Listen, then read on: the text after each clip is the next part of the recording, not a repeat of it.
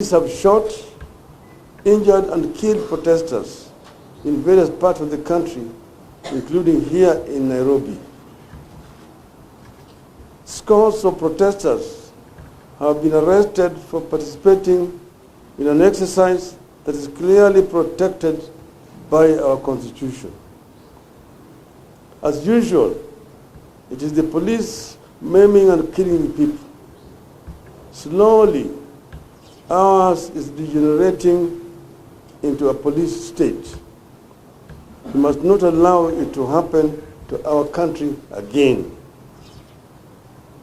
You have always said that these meetings remain peaceful until police decide to break them up with bullets and tear gas. On Monday, I was able to get into town, address Kenyans, and disperse peacefully without any injuries or deaths. This was because police did not try to break up the meeting. Yesterday, we were at Kenyatta Market. We were able to have lunch and hold impromptu meeting with the people that ended peacefully because there were no police.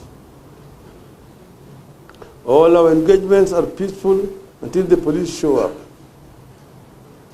Late last night, we received intelligence of a most heinous plan by Kenya Kwanza to ferry armed goons who would attack peaceful attendees of our rally in Kamukunji.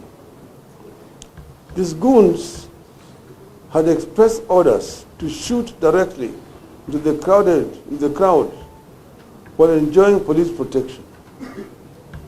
Early this morning, our crew who had been sent to set up the stage at Kamukunji were attacked and their equipment damaged.